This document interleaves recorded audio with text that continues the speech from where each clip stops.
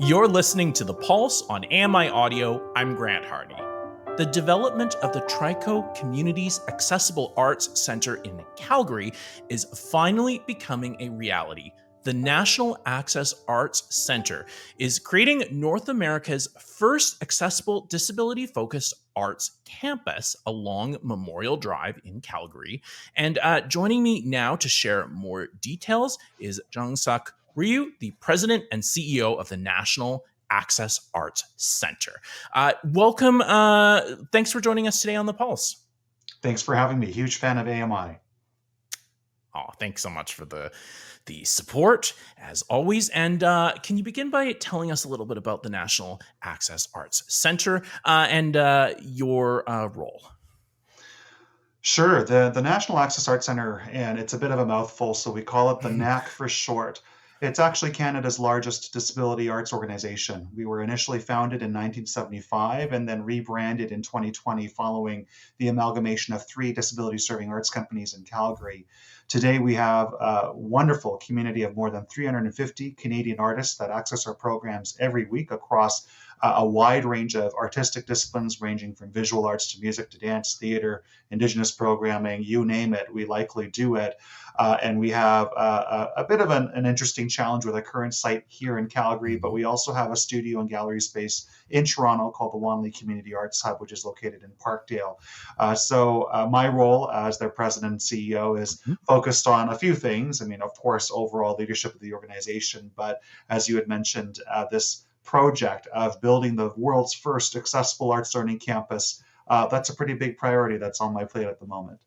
And we're definitely going to get into that, and I'm excited to talk about it. But just a little more broadly, I know you did touch on this, but what are some of the services that you provide? What can artists or people wanting to consume art created by the disability community? What can they access through the NAC?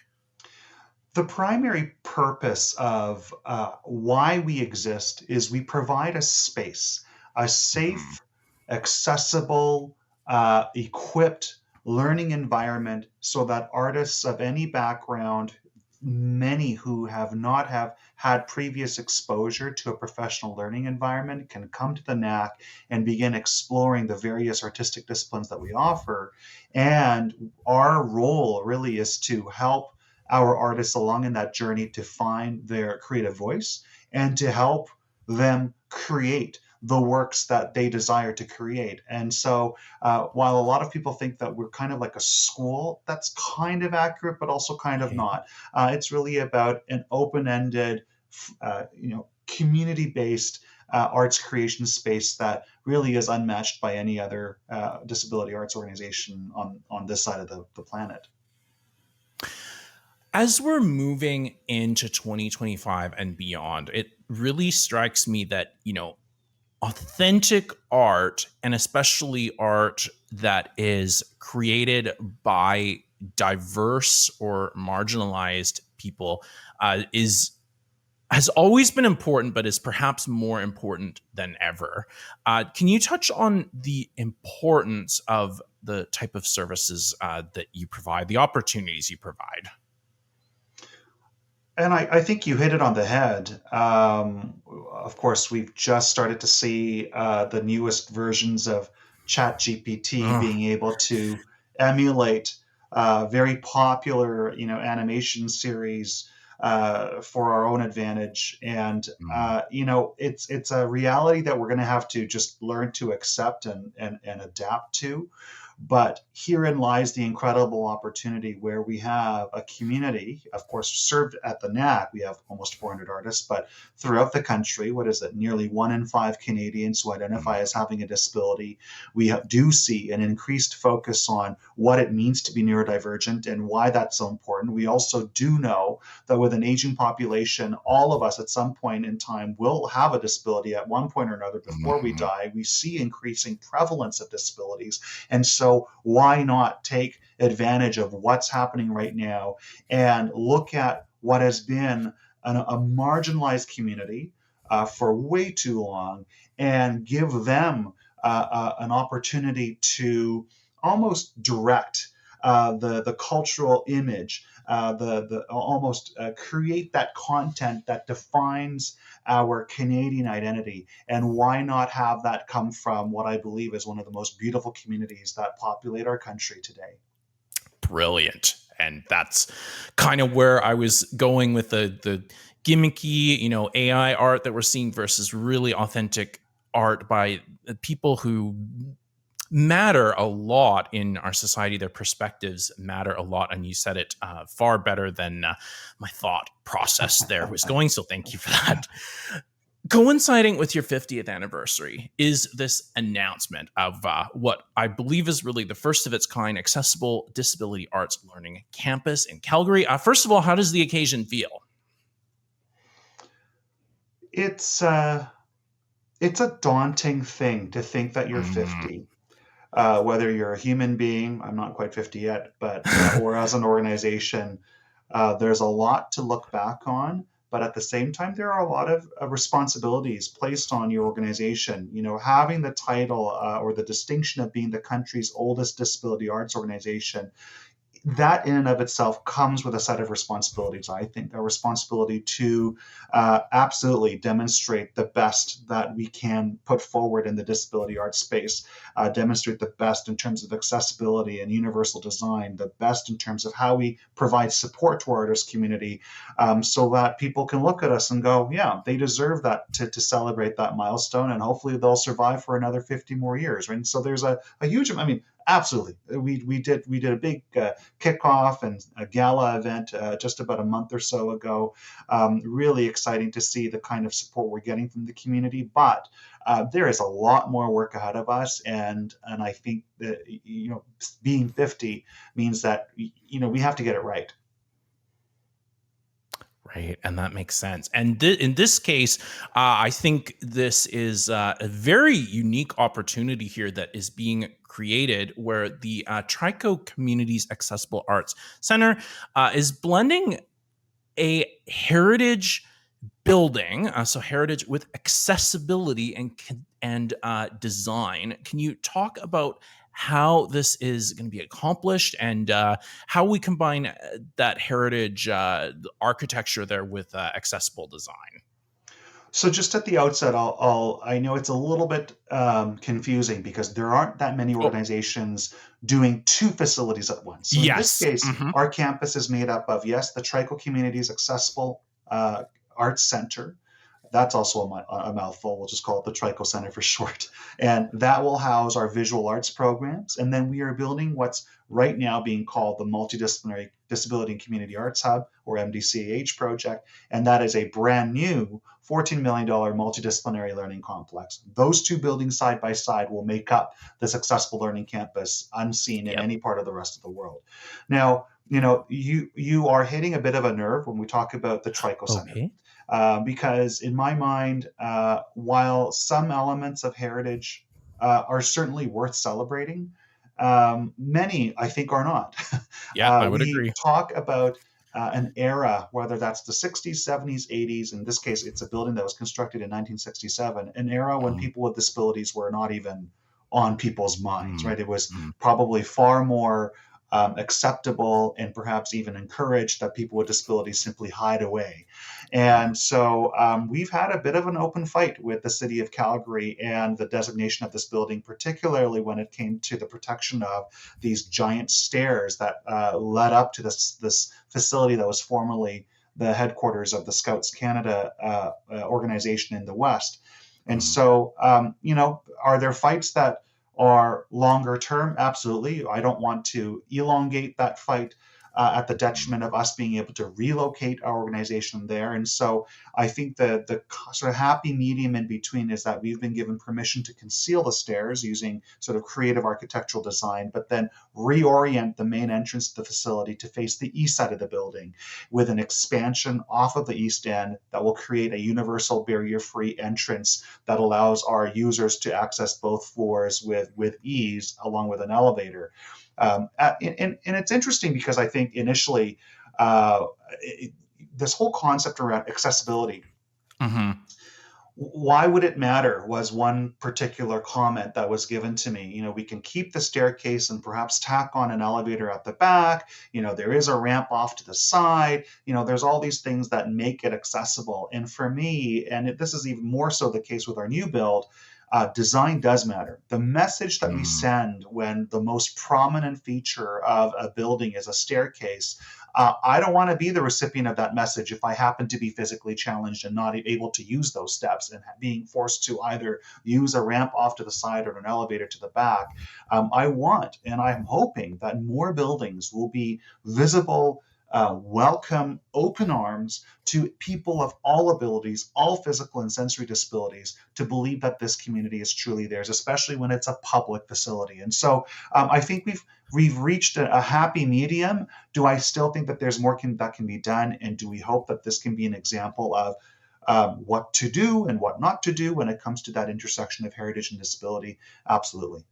Oh, gotcha. So essentially, what's happening is the architecture is remaining in place. The stairs are going to be kind of hidden from everybody, so to speak, and then the barrier free entrance is going to be sort of what you're considering the main entrance into the That's space. Is that correct. the idea? Ah, Yeah. okay, interesting. And what's going to be all contained within that particular building? The Trico Center is about a 12,000 square foot facility with an open visual arts studio space, as well as some ancillary program space on the upper levels. And on the lower level, it will house the vast majority of our administrative staff, so Mhm. offices and program space, but the programs primarily in the visual arts.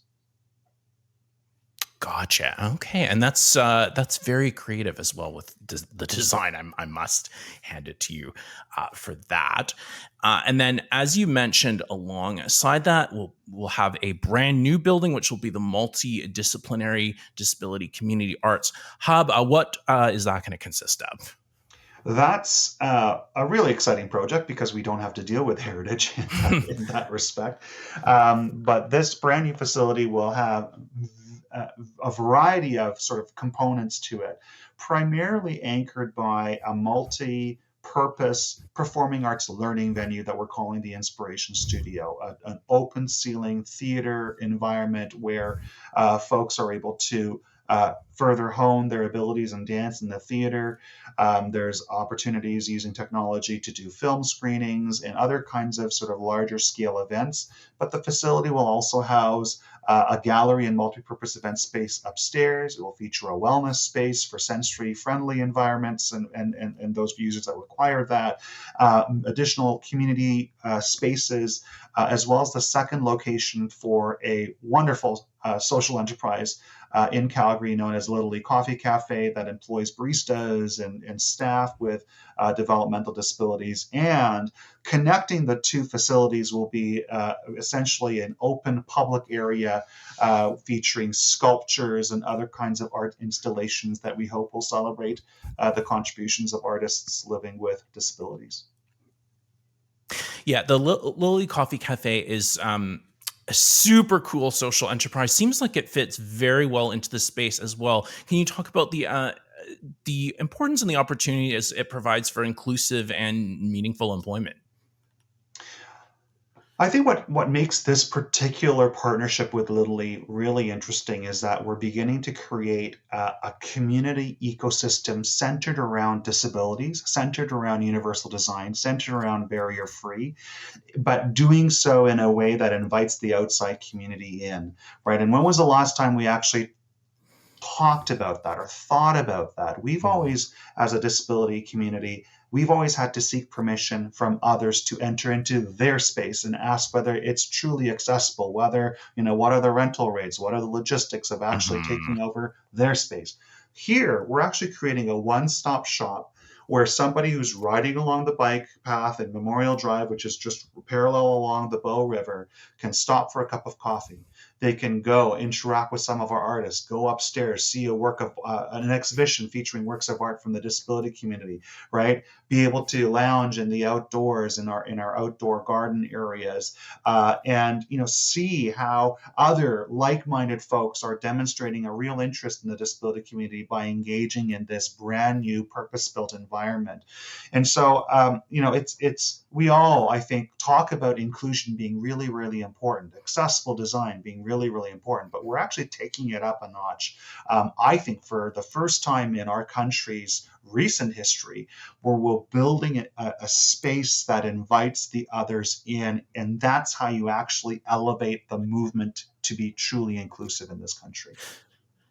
Yeah, that definitely brings up a couple things I'm curious about. Where definitely, certainly for myself, going into other people's spaces where maybe accessibility is sort of either just been, a 1 day training or something or retrofit. And I'm kind of thinking about how I'm going to be accepted in that space. But here we really have a shift where the individuals with disabilities are going to be the leaders in this space. What sort of impact do you think that could create on just everything from the their confidence to our understanding about disabilities and the potential for those community members? Two things. I think it will be a game changer. It was so interesting because I was just at a conference in Ottawa focusing around the arts ecosystem in Canada, where we talked a lot about how place comes first. Place comes before culture. Mhm. Culture comes before everything else. But place is so important. And so when we talk about creating an environment that sets the tone and the right message around what the disability community is, it is a viable, integral, critical part of our country's ecosystem. The community does contribute to our economy. The disability art sector is a vital part of our arts and culture fabric, and therefore we do create a space that is world-class, state-of-the-art, and has the equipment and the tools and the resources to be able to advance that. That then, of course, empowers our artists into believing that they too have a right to access world-class spaces, that they have a right to have public spaces that they can call their own, that is welcoming and safe and accessible to the fullest degree. And that in turn, one would hope, will lead to the creation of even more extraordinary works from our NAC artist community, which in turn will, give Canadians that opportunity to think twice before leaning into their misconceptions around what the disability community is truly capable of. And so I can't wait to see what it is that we can do. The second thing I just wanted to quickly touch on is Yeah. that Oh, please. Yes. um, the disability, as I mentioned to you before the show, I had worked within the disability sector, primarily Mhm. in a senior role within CNIB. And there is this weird underlying notion that the disability community should be grateful for what little it has, Mm. that we shouldn't dream big because if we do, it's too much of a risk. There's too many eyes on us. We can't afford it. And the word can't comes up so many times, and it drives me absolutely bonkers. What we're Mm. hoping to do when we complete this $20 million capital investment to advance the disability arts is that the disability sector can look at us and go, actually, perhaps we can dream big. Maybe the next project is a $50 million project. It's a $100 million project that celebrates and positions folks with disabilities at the heart of that design and at the heart of its use and its purpose. And so I'm hoping that the disability sector will have a very close eye on the successful completion of this project, and begin to reflect on whether or not they've been dreaming too small and if they can actually dream a little bit bigger for the sake of our community. Definitely feeling like we have to feel grateful for anything versus dreaming big and huge is something that I'm sure many in the community can relate to. Mm-hmm. The other thing I was curious about, and you did touch on it, but I'm sure you've seen this through your work in the past, but what impact do you think or hope this will have on the public, either allies or people who maybe have no idea about people with disabilities, maybe are even afraid, but then they're happening to take a stroll and come across this campus. What sort of influence do you think this will have on the public? And you're right. I mean, I think I'm kind of alluding to it when we talk about place informing culture, where our current space, we're operating out of a deserted community hall that was kind of given to us because nobody else would essentially touch it. And but then I even think about my time working at CNIB in Edmonton. I mean, that building was about to fall apart at any given second, but now they're occupying some random floor in an office building somewhere else. What is the message we're trying to share with the kind of place we're designing, and then the kind of culture we're trying to inspire from that place. It brings me back to that one instance when I had a fairly well-known philanthropist that I was sort of soliciting for a while, and she came and visited our space, and she said to me, JS, I hate to say this, but I am actually really scared about this, about what this place looks like, and and just the feelings that I get. And I'd asked her initially if she would invite some of her friends to, increase the levels of awareness of our mission. And she said, I'm not sure any of my friends would want to come here. I appreciate that honesty. I think that a lot of people have that sentiment in the back of their minds. I had spoken to somebody else who said, yeah, name the number of people or count the number of people who'd be comfortable, spending more than 5 or 10 minutes sitting side by side with somebody with Down syndrome. That number probably you could count with just your two bare hands. And so, yeah, I'm hoping our goal is to use world-class architecture to be able to change that. As vain as it sounds, I had once participated in a TED Talk where my previous speaker had said, he could design a house where he could get a couple to divorce within a month, right? And I thought, wow, like that, it's an open acknowledgement that the way we design spaces can absolutely revolutionize the way we think about each other, and in this case, the way we think about people with disabilities. 100%. And taking us back to the architecture, I know there were a lot of logistics involved, especially with the old Scouts Hall with the heritage aspect. What did it take? What organizations and support or advocacy did it take to greenlight the plans and get this together? So with the Trico Communities Art Center, it was a bit more of a straightforward process because we essentially do have permission now to basically gut everything on the inside, which is what will happen. And so as long as those interior plans reflect the latest standards around accessibility that are dictated by the city, but also by groups like the Rick Hansen Foundation. We are working with an accessibility consultant that's been subcontracted by the city to be able to ensure that those plans meet that standard. And it's less complicated in the sense that it really is just an open kind of open area with visual art studio desks, right? And so it's not as complex. Certainly the expansion off the East End will require a little bit more consideration in terms of the gradient of the ramp, the accessibility of of how folks access either floor, but it's not as complicated of a process as it is the new build. So the new build, of course, every square inch needs to take into consideration accessibility and universal design in mind.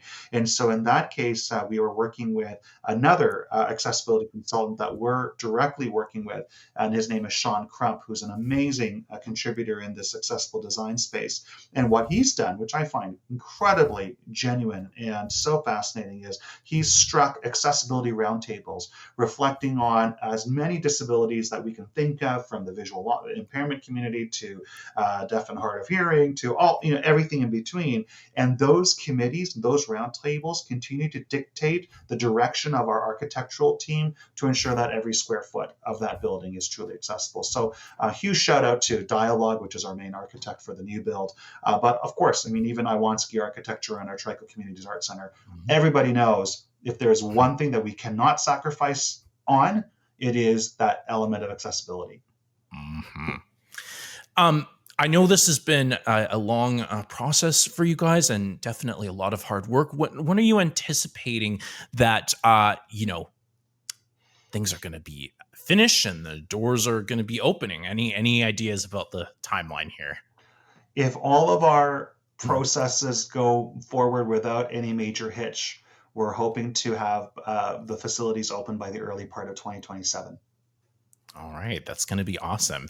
And where can people go to follow what's happening at the NAC National Access Arts Center, and including this project of the Accessible Arts Campus?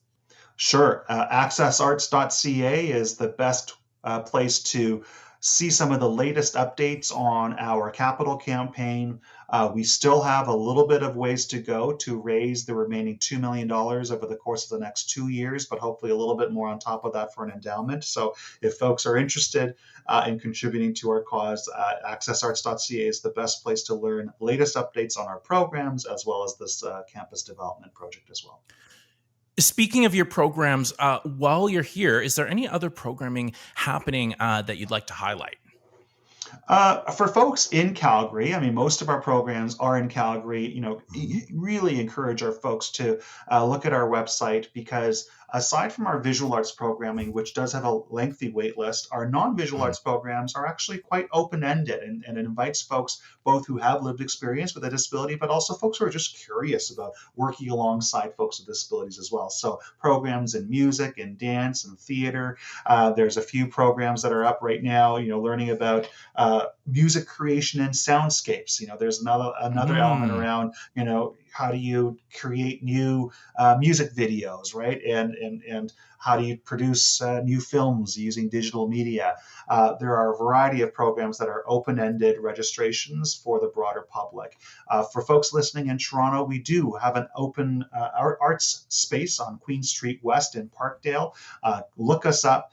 We also have an open call for folks who want to use our studio space as Juan Lee Artist Fellows. That's the name of our program. So folks who are in need of studio space can access that through our Toronto venue as well. Just before we wrap up here, what are your dreams for the future?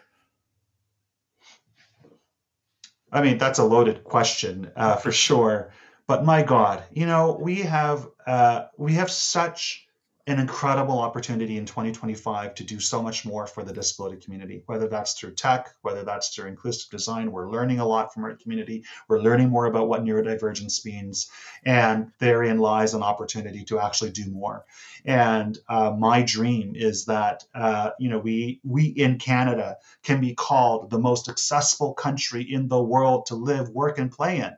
Right? And for those who think that we're there, you are drinking out of the wrong Kool-Aid container, my friend. We have a long ways to go, and I Mhm. can't wait for that to happen and for organizations like ours to contribute to that end. Thank you so much for the work you're doing to make sure everybody has access to the creative arts and the ability to express themselves. And Jung-Suk, thank you so much for joining us today on The Pulse. Thank you for having me. Bye for now.